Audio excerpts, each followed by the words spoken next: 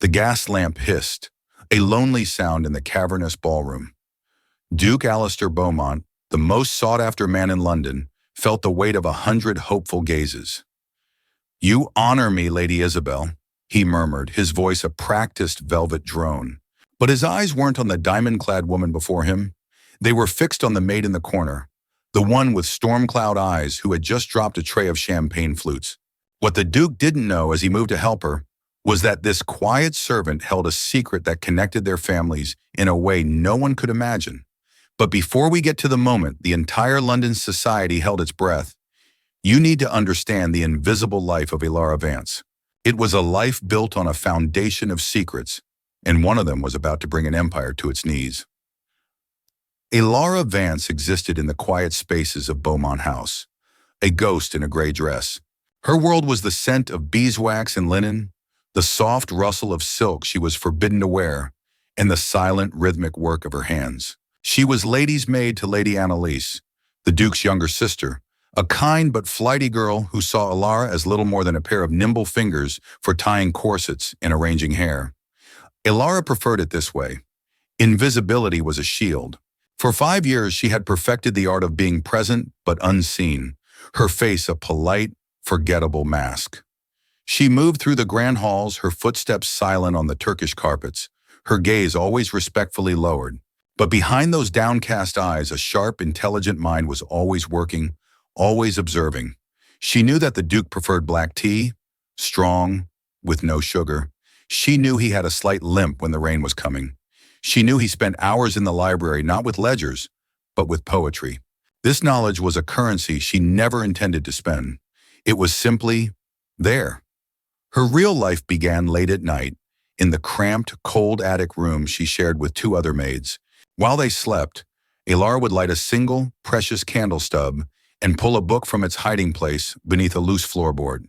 Tonight, it was a worn copy of Shakespeare's sonnets. The verses were a balm to a part of her soul she kept fiercely hidden. Her father, a man of letters before he was a man of ruin, had taught her to read, to think, to see the world not just as it was, but as it could be. He had also taught her to despise the aristocracy. "They are peacocks, Elara," he had whispered on his deathbed, his voice thin as paper. "All flash and finery, but their hearts are small and hard as pebbles." His words were the bedrock of her existence. So she kept her head down. She did her work. She never ever drew attention. Until today. The Duke had entered his sister's dressing room without warning. Lady Annalise was chattering about a new bonnet, and Elara was kneeling, pinning a hem. "Annalise, I need to speak with you about the—" he began, then stopped. His gaze fell upon Elara. It was only for a second, but it felt like a physical touch, a searing brand of notice she had so carefully avoided. She didn't look up, but she felt his stare. "Pardon, Your Grace," she murmured, her voice carefully neutral. He was silent for a moment too long. "It can wait," he said finally, his tone clipped, and left as abruptly as he had entered. Annalise didn't seem to notice, but Elara did. The air in the room had changed. The delicate balance of her invisible world had been disturbed. Later that evening, she found a book left on a chaise lounge in the morning room, a place she was cleaning. It was a slim volume of Keats. Tucked inside was a pressed flower, a forget-me-not. She knew with a certainty that chilled her to the bone that it hadn't been left by accident. What she couldn't possibly know was that this was no random book. It was his late mother's personal copy, a book he hadn't let anyone touch in over a decade. Cucci? Alistair Beaumont, the 8th Duke of Blackwood, was a man drowning in silk and expectations. From the moment he woke, he was pursued. By his valet, by his secretary, by his aunt who was determined to see him married before the end of the season. He walked through a world of cloying perfume, forced smiles, and the endless exhausting chatter of the ton. Every debutante was a carbon copy of the last, their eyes glittering with the same naked ambition, their conversation a tedious dance of flattery and veiled inquiries about his estate's income. He felt like a prize hog at a country fair, paraded and inspected. His friend, Lord Michael Finch, found it all endlessly amusing. "My dear Alistair," Finch said, swirling the brandy in his glass as they sat in the Duke's study, "you look as though you're headed to the gallows, not the social event of the year." Lady Isabel was practically throwing herself at you tonight.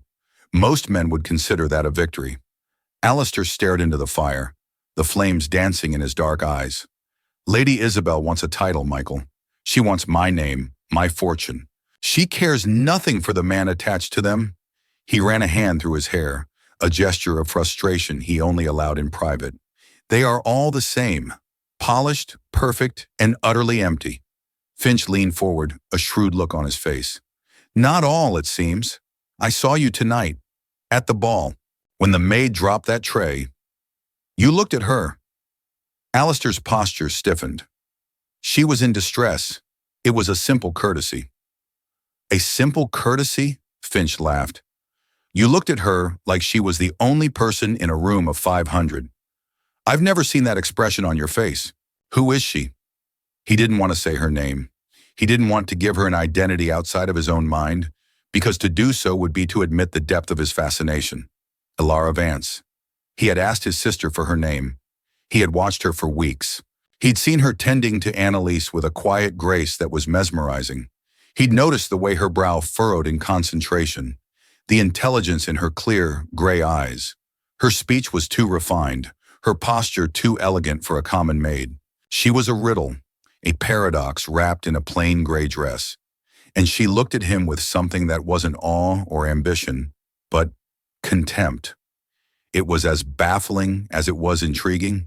He was the Duke of Blackwood. Women fainted at the prospect of a dance with him. This woman looked at him as if he were something unpleasant she'd found on the bottom of her shoe. He decided to test a theory. He knew his mother's old lullaby, a haunting melody from the Scottish Highlands that she had sung to him and Annalise's children. No one else knew it. The sheet music had been lost for years. The next day he walked past the gardens while Elara was gathering flowers for his sister's rooms. He kept his distance, partially hidden by a stone archway, and began to hum the tune, softly at first, then a little louder. He watched her. She froze, her hand hovering over a white rose. Her head tilted, a look of profound, heart-wrenching confusion on her face. Then under her breath, so quietly he could barely hear it, she began to hum the harmony, a harmony he hadn't heard since his mother died. A cold dread, mingled with an electrifying curiosity, washed over him. Who was this woman? Elara felt his presence before she saw it. It was a shift in the atmosphere, a sudden weight that made the air harder to breathe. The Duke was making a habit of appearing wherever she was. In the hallway as she carried linens, in the garden as she cut flowers. In the library where she was dusting, he would sit and pretend to read, his eyes following her every move over the top of his book. Each encounter was a small, terrifying violation of the invisible walls she had built around herself. She knew this game. She had seen it played before. A nobleman's fleeting interest in a servant was a path that led only to ruin for the girl. Her heart hammered against her ribs every time he drew near, a frantic bird trapped in a cage. She responded to his polite inquiries with the briefest possible answers. Her voice clipped, her eyes fixed on the floor. She gave him nothing. She prayed he would grow bored and move on. But he didn't. His attention only grew more focused, more intense. The other staff began to notice. Whispers followed her down the servants' corridors. Jealous glares were thrown her way in the kitchens. She was becoming a liability, a disruption. The head housekeeper, Mrs. Gabble, a stern woman with a surprisingly kind gaze, pulled her aside one morning. "A word, Elara," she said, her voice low. She led her into the quiet of the linen closet, the scent of lavender heavy in the air. "You are a good worker. Quiet, efficient. You don't cause trouble." Her sharp eyes searched Elara's face. "But trouble seems to have found you. The Duke, he is watching you." Elara's blood ran cold. "I have done nothing to encourage it, Mrs. Gable. I swear." "I believe you," the older woman said, her tone softening slightly. "But a man like that does not need encouragement. He is the sun, and he believes he has the right to shine on whomever he pleases. Be careful. A servant girl is as fragile as a sparrow in the hands of a hawk." The warning only amplified Elara's fear. She felt a net closing around her, and she was right to be afraid, because someone else had noticed the Duke's peculiar fascination. Lady Isabel Sterling, a woman whose beauty was matched only by her ambition, saw Elara not as a person, but as an obstacle. She had spent 2 seasons positioning herself to become the next Duchess of Blackwood. She would not be thwarted by a nobody in a gray dress. Her eyes, the color of chips of ice, followed Elara with a venomous intent. Elara felt that gaze one afternoon as she was tidying Lady Annalise's jewelry box. Lady Isabel was visiting, her laughter like the tinkling of broken glass. As Elara's back was turned, she saw a flicker of movement in the mirror. Lady Isabel, with a sly, almost imperceptible flick of her wrist, nudged a single perfect pearl earring off the vanity. It fell silently onto the thick carpet. A moment later, she discovered it was missing. Her shriek echoed through the room, a performance of practiced hysteria. "My earring! It's gone! One of the matched pearls my father gave me." Her eyes, filled with malicious triumph, landed directly on Elara. "You," she said, her voice dripping with accusation, "you were the only one near my things." "I did not take it." Elara's voice was a whisper, but it was steady. She stood in the center of the Duke's immense study, a room designed to intimidate. The towering shelves of books, the massive mahogany desk, the stern-faced ancestors staring down from their gilded frames, it all conspired to make her feel small, insignificant. A thief. Lady Isabel stood near the fireplace, dabbing at her dry eyes with a lace handkerchief, the very picture of a wronged victim. Lord Sterling, her father, stood beside her, his face a mask of puffed-up indignation, and Alistair sat behind the desk, his expression unreadable, his eyes searching her face as if trying to peel back the layers of her skin to find the truth. The power imbalance in the room was a chasm. They were nobles. She was a servant. In this world, her word was worth nothing against theirs.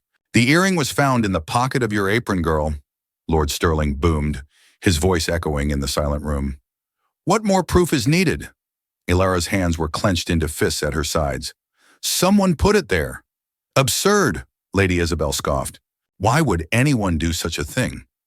Why indeed, Elara thought, her gaze flickering to the smug satisfaction on Isabel's face. Alistair hadn't spoken. He just watched her, his fingers steepled under his chin. He was judging her, weighing his duty to his class against what? A flicker of intuition? A strange fascination with the maid who hummed his mother's lullaby? He felt the pressure from the Sterlings. An accusation like this, left unpunished, would be a sign of weakness. The staff would gossip. It would be a scandal. His logical mind told him to dismiss her immediately, to pay the Sterlings for their lost pearl and be done with the whole sordid affair. But his gut screamed at him that this was wrong. He saw the fierce, terrified pride in her eyes. There was no deceit there, only a deep, bone-weary resignation, as if she had been expecting the world to betray her all along. "Tell me again, Elara," he said, his voice quiet but commanding, cutting through Lord Sterling's blustering. "What happened?" She took a shaky breath. She had to choose her words carefully. She had to sound credible without sounding hysterical. "I was tidying Lady Annalise's room. Lady Isabel was there. I turned my back to arrange some books, and when I turned back, she cried out that her earring was missing." She looked directly at him, forcing him to meet her gaze. "I have served in this house for 5 years, Your Grace. I have handled jewels worth more than I will earn in a lifetime. My record is spotless." She paused, then added, her voice dropping, filled with a conviction that came from a place of deep pain. "Honesty is all a person in my position has. It is a fool's bargain to trade it for a single pearl." As the words left her mouth, she used a phrase her father had always used, a fool's bargain. Alistair's blood ran cold. He froze, his mind flashing back 2 decades to this very room. His father, the old Duke, had been arguing with a business partner, his voice raised in anger. "You think I'll trade my family's honor for a risky investment? That, sir, is a fool's bargain." It was an archaic, unusual phrase, one he hadn't heard since his father's death. For this girl, this servant, to use those exact words, it wasn't just a coincidence. It was a sign. A piece of a puzzle he was starting to realize was far larger and more complex than a stolen earring. "She will be confined to her quarters until I have looked into this matter further." Alistair's voice was firm, a dismissal. Lord Sterling puffed up, ready to protest, but a sharp glance from the Duke silenced him. Lady Isabel shot Elara a look of pure hatred before allowing herself to be escorted out, her plan only partially successful. She had wanted the maid thrown into the street, but this would have to do. As the door closed, a heavy silence fell between Alistair and Elara. He didn't fire her. That was the first shock. The second was the conflict warring in his eyes. He clearly didn't believe the accusation, but he didn't entirely believe her either. The doubt stung more than the accusation itself. She was led away by a footman, her dignity the only thing she had left. Her small attic room became her prison. The two other maids were moved out, leaving her in complete isolation. A tray of plain food was left outside her door 3 times a day. The hours stretched into an eternity of silence and fear. What was he investigating? Who would he even ask? It was a noble woman's word against a maid's. The outcome was preordained. She thought of her father, of his warnings. This was her punishment for daring to exist in their world, for letting her guard down for even a moment. Hope was a luxury she couldn't afford. But down in the grander parts of the house, a quiet rebellion was stirring. Lady Annalise, for all her flightiness, was fiercely loyal. She stormed into her brother's study, her face flushed with anger. "You cannot possibly believe Elara is a thief," she declared. "She is the kindest, most honest person I know. Lady Isabel is a snake, Alistair. Everyone knows it." Her words were passionate but easily dismissed as a young girl's sentimentality. The true ally came from a far more unexpected source. That evening, Mrs. Gable requested a private audience with the Duke. She entered the study, her back ramrod straight, her face set with grim determination. She had been head housekeeper at Beaumont House for 30 years, a silent witness to 2 generations of the family's secrets. "Your Grace," she began, her voice steady, "I have served this family since before you were born. I served your mother, the late Duchess." Alistair nodded, gesturing for her to continue, intrigued. "I know character when I see it," Mrs. Gable said. "That girl, Elara, has it. And Lady Isabel Sterling, she does not. 2 maids have left her service in the past year with stories of cruelty and planted evidence to get them dismissed for her own sport." This was new information, a pattern of behavior. Alistair leaned forward. "Why was I not told of this?" "It is not my place to speak of the affairs of other houses, Your Grace, but it is my place to protect the staff of this one." Mrs. Gable paused, her gaze intense. "There is more. The girl, Elara. There is something about her. I see your mother in her eyes. The same fire, the same sadness." Alistair felt a jolt. Mrs. Gable was not a fanciful woman. "What are you saying?" The housekeeper took a small, ornate brass key from her pocket and placed it on the polished desk between them. It gleamed under the lamplight. "This was the key to your mother's personal writing desk, the one in her private sitting room that no one has opened since she passed. She told me on her deathbed to give it to you when you were faced with a decision where your head and your heart were at war." She looked at him pointedly. "I believe that time has come. The truth, whatever it may be, is often found in the words left behind." The air in his mother's sitting room was stale, a pocket of time sealed for 15 years. Dust motes danced in the sliver of moonlight, piercing the heavy velvet curtains. The room had been kept exactly as she had left it, a perfect, heartbreaking shrine. Alistair felt like an intruder. He ran a hand over the rosewood writing desk, his heart aching with a familiar grief. His mother, Duchess Eleanor, had been the heart of this house, a vibrant, warm presence. After her death, his father had become a shell, and the house had lost its soul. With trembling fingers, he inserted the brass key Mrs. Gable had given him into the lock. It turned with a soft click. He lifted the lid, revealing a stack of leather-bound journals, tied together with a faded blue ribbon. He gently lifted the top one and opened it. The pages were filled with his mother's elegant, looping script. He began to read, and the world outside the room melted away. He read about her life, her hopes, her fears. He read about his own childhood, seeing it through her loving eyes. But then he found what he was looking for. A name repeated over and over again with deep affection. Catherine. Catherine Vance. She had been his mother's dearest friend from childhood, the daughter of a baron with a respectable but small estate. "Catherine is more my sister than my own," his mother wrote. "We share every secret. Her soul is a mirror of mine. The journals chronicled their friendship through marriage and childbirth. His mother had married a duke. Catherine had married a scholar, a man she adored, and had a daughter, Elara. Alistair's breath caught in his throat. He read on, his fingers tracing the words as the story turned dark. The Vance family, his mother wrote, had been ruined.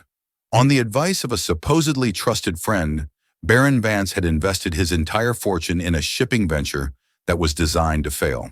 The friend who had pushed the investment, who had profited from their demise, was none other than Lord Stirling, Isabel's father. Stirling has destroyed them, his mother wrote, her handwriting jagged with fury and grief. All for a petty rivalry he held against the Baron. Catherine and her family have vanished, disappeared from society to hide their shame. I have sent inquiries, but they are gone. It is my deepest regret that I could not help them. I have failed my dearest friend. Alistair sat back, the journal heavy in his lap. It all made sense now. Elara wasn't just a servant. She was the daughter of his mother's best friend. She was the child of a family his own social class had callously destroyed, and the man responsible was the same one who now stood in his study, accusing her of theft. His fascination, his intuition, the lullaby, the proverb, it all clicked into place. She wasn't just a maid, she was a ghost from his mother's past, sent here for a reason he was only just beginning to understand. He sent for her immediately. When Elara entered the study for the second time, she was prepared for the worst. She expected dismissal, perhaps even the authorities. She did not expect to see the Duke standing by the window, his back to her, his shoulders slumped not with arrogance, but with a heavy burden. The room was lit only by the fire, casting long, dancing shadows. "Your Grace," she said, her voice barely a whisper. He turned slowly. The cold, unreadable mask was gone. In its place was a look of profound sorrow and something else. Recognition. "Your mother's name was Catherine," he said. It wasn't a question. Elara froze, every muscle in her body tensing. It was a name she hadn't heard spoken aloud in a decade. How could he possibly know it? "And your father was Baron Vance." Her carefully constructed world crumbled in that moment. The shield of her anonymity was shattered. "How?" "I've been reading my mother's journal," he said softly, gesturing to the open book on his desk. "She wrote of your family, of her friendship with your mother. She wrote of what happened." Elara sank into the chair opposite his desk, her legs suddenly unable to support her. The secret she had guarded for so long, the shame and the pain of her family's fall, was laid bare.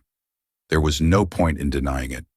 "Yes," she whispered, the single word costing her everything. "My name is Elara Vance." Tears she had refused to shed for years burned at the back of her eyes. "Then you know what men like you do to families like mine." The bitterness in her voice was sharp as acid. "Lord Stirling smiles at you in drawing rooms, but he is a vulture who preys on the weak. He ruined my father. He took everything from us. My father died of a broken heart, and my mother followed not long after. I was left with nothing. No name, no home, no future. So I learned to be invisible. It's the only way to survive in your world." She finally looked at him, her gray eyes blazing with a grief and fury he now understood completely. "So yes, Your Grace, I despise the nobility. I despise the power you wield so carelessly. The name Beaumont means nothing to me but another gilded cage. I want nothing from you. I just want to be left alone." Alistair listened to every word, his own guilt twisting in his gut. She was right. His class, his world, was responsible. He was responsible. "I understand your anger," he said, his voice thick with emotion. "And you have every right to it." He walked around the desk and stood before her, not as a duke to a servant, but as a man to a woman. "Elara, what Lord Stirling did to your family, and what his daughter, Lady Isabel, tried to do to you, it is not a coincidence. This is more than a petty vendetta. It's a generational war, and you are at the center of it." He paused, letting the weight of his words sink in. "And I believe my mother knew it was coming." Alistair watched the storm of emotions cross Elara's face. Disbelief, fear, a flicker of dawning understanding. He returned to the desk and picked up a second journal, this one slimmer than the others, its leather darker and more worn. "After I learned who you were," he began, his voice low and serious. I kept reading. I felt compelled, as if my mother was guiding me. He opened the journal to the last few pages. The handwriting was different here, weaker, the elegant loops occasionally trembling, betraying the illness that was consuming her. Most of the entries were short, filled with pain and a growing fear for the future, for him and Annalise, who would be left with a father lost in his own grief. Then he came to the final entry. It was dated the day before she died. At the top of the page, in surprisingly firm script, she had written, "A promise for the future." "My mother knew she was dying," Alistair said, his voice catching slightly. "And she knew my father would not be able to protect the family's legacy as he should. She was worried about the vultures like Sterling, who would circle. She knew that the greatest threat to a house like ours wasn't war or famine, but a bad marriage, an alliance with the wrong family." He looked directly at Elara. She believed the character of the House of Beaumont rested on the strength of its Duchess, and she had already chosen one. He slid a single folded sheet of parchment from between the pages of the journal. It was yellowed with age, its creases sharp and deep. The seal on it was not the Beaumont crest, but his mother's personal signet, a swan. He unfolded it carefully on the desk. Elara leaned forward, her eyes scanning the document. It was written in dense legal language, but the names were clear. Duchess Eleanor Beaumont, Catherine Vance, and below them, their children. Alistair Beaumont, firstborn son and heir. Elara Vance, firstborn daughter. Her breath hitched. It was a formal agreement, a contract, signed by both their mothers and witnessed by two of the Duchess's most trusted ladies-in-waiting. It was a legally binding betrothal contract, a promise made in love and desperation to unite their two families, to protect the Vance's future, and to ensure the Beaumont heir married a woman of character and strength, not just title and ambition. Elara stared at the parchment, her mind reeling. The words blurred before her eyes. She was not a maid accused of stealing. She was not the disgraced daughter of a ruined baron. According to this document, this sacred promise between two friends, she was the intended Duchess of Blackwood. The ground beneath her seemed to fall away. This piece of paper didn't just change her circumstances. It rewrote her entire identity. It was a truth so immense, so impossible, it felt like a dream from which she would violently awake. This changes nothing, Elara stammered, pushing herself away from the desk as if the document itself might burn her. Her mind, a whirlwind of shock and disbelief, latched onto the only thing that felt real, her anger. This is a piece of paper, a desperate wish from two women who are long dead. It doesn't erase what happened. It doesn't bring my parents back. Alistair watched her, his expression patient, his heart aching for her. No, he said gently, it doesn't. But it gives you a power you never knew you had. This contract is ironclad. My mother had it drawn up by the sharpest legal mind in London. It would hold up in any court. You have a legal binding claim to be my wife, to be the Duchess of Blackwood. The word Duchess hung in the air between them, absurd and terrifying. I don't want it, she said, her voice shaking. I don't want your name, your title. I don't want any of this. I know, he said, and the sincerity in his voice stopped her cold. That is why my mother chose you. She wrote in her journal, "The woman fit to be a duchess is the one who does not crave the title, but deserves the honor." Elara, I am not showing you this to trap you. I am showing you this to free you. He took a step closer, his presence filling the room not with intimidation, but with a surprising warmth. The choice is yours, entirely. We can burn this document right now, and no one will ever know. I will find a way to restore your family's name and fortune regardless. I will see the Sterlings ruined for what they did. That is a debt of honor I will pay. Or, he paused, his eyes holding hers, you can claim what is rightfully yours. He also revealed the rest of his plan. He had spent the last day quietly gathering evidence against Lady Isabel. He had spoken to the two maids she had dismissed from her service, securing their sworn testimony. He had found the jeweler who had sold Lord Sterling the pearls and confirmed that Isabel had recently purchased a single, identical pearl, the one she had planted in Elara's apron. The trap was set. There is a grand ball here tomorrow night, he said, his voice hardening. "The Sterlings will be here, expecting to hear of your dismissal. They will be celebrating their little victory. Instead, it will be their public execution." For the first time, Elara saw him not as a duke, a symbol of the class she despised, but as a man.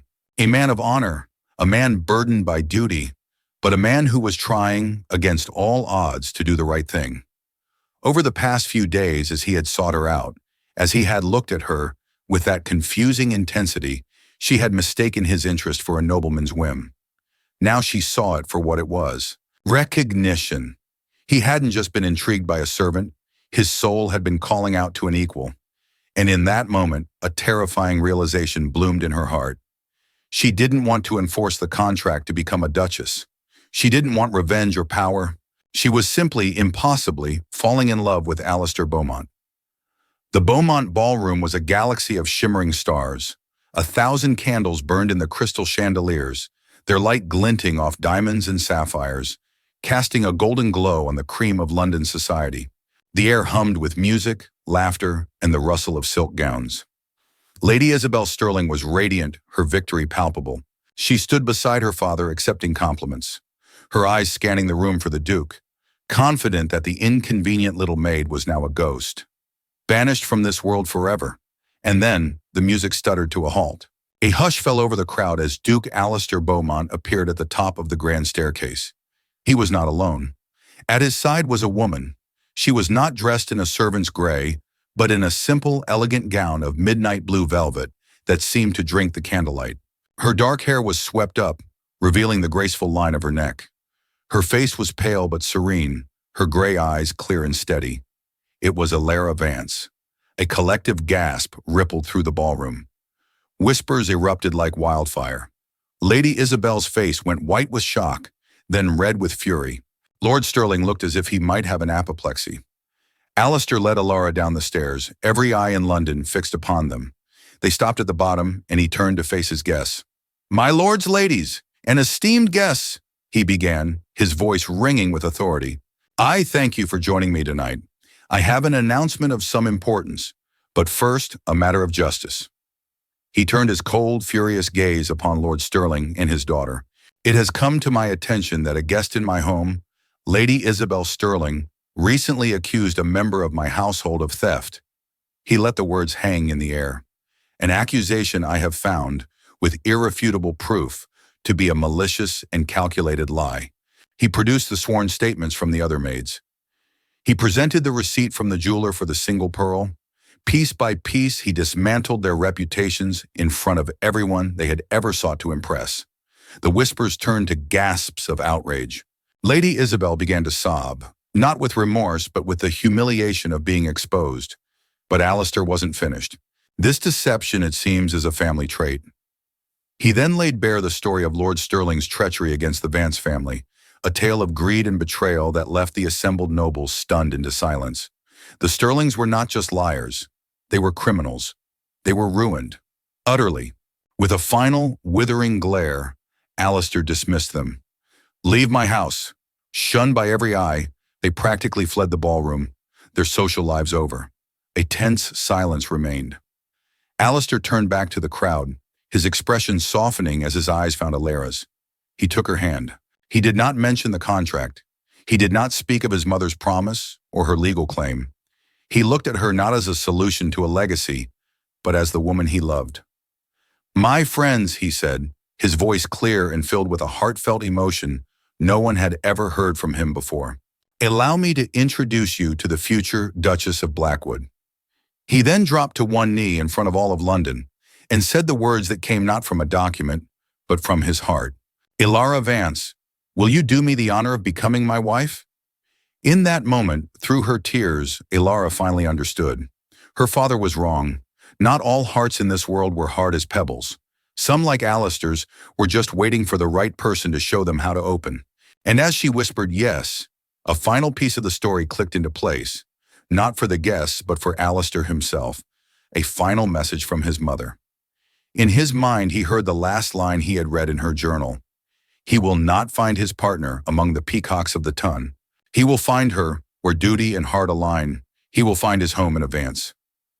Elara and Alistair built a life that honored the past but was not chained by it. She became a duchess unlike any London had ever seen, one who understood the silent struggles of those who lived in the shadows because she had lived there herself. Beaumont House was filled with warmth and genuine laughter for the first time in a generation. The old wounds began to heal, not just for Elara, but for Alistair, who finally found a partner who saw the man, not the title. Justice, they learned, wasn't just about punishing the wicked, it was about lifting up the good. Their story serves as a powerful reminder that our worth is not defined by our station in life, our clothes, or the name we carry. True nobility lies in our character, in our integrity, and in our capacity for compassion. Elara's journey teaches us that even when stripped of everything, dignity is the one thing that can never be taken away unless we surrender it. It's a quiet strength that can, in the end, command the world's attention. If this story of love, justice, and hidden strength resonated with you, please let us know in the comments. Have you ever felt underestimated only to prove everyone wrong? We would love to hear your story. Don't forget to like this video and subscribe to our channel for more stories that celebrate the resilience of the human spirit. And please share this with someone who needs a reminder of their own inner strength today.